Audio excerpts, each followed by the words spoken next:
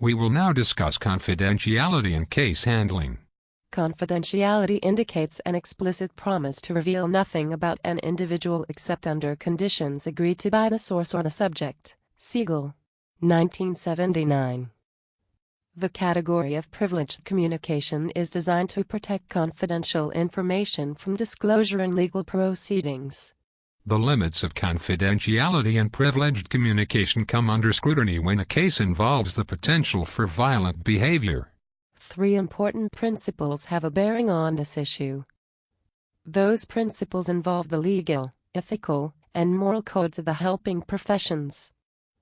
Legal principles. Legally, the clients of certain professionals have the right of confidentiality through privileged communication. Such professionals include pastors, lawyers, medical doctors, and to a lesser extent licensed psychologists, social workers, and counselors. Depending on the type of setting and the geographic locale in which they practice, human services workers have varying degrees of privileged communication in the eyes of the law. Emphatically, volunteers, no matter what agency they work for, do not have such legal protection unless specifically provided by law. Ethical principles. Ethical standards do not have the weight of law, although they may closely parallel the law. Thompson, 1983. p. 15. Ethical standards are general guiding codes of conduct for a particular profession. Violation of ethical standards may result in censure or loss of license mandated by the profession's ethics board, but it does not necessarily expose the professional to legal problems.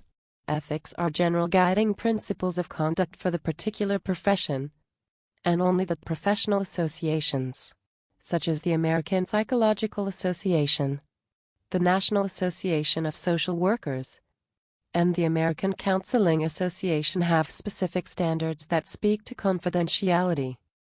Certainly, standard professional conduct and reasonable level of care dictate that what is said in confidence remains so. Otherwise, the human services worker quickly loses credibility with the clientele. Moral principles. While critics may wrangle over the degree to which a therapist's morals enter into the therapeutic endeavor, they do agree that there is no value-free brand of therapy, and thus no morally neutral therapist. Thompson, 1983. p. 3. Although moral precepts may vary widely, when one shares problems of a deeply personal nature, common decency dictates that the recipient should keep the confidence of the individual who shares such information.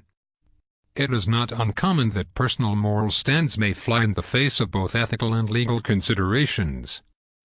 Crisis workers need to carefully consider the consequences of their personal principles when set in opposition to ethical codes and legal statutes.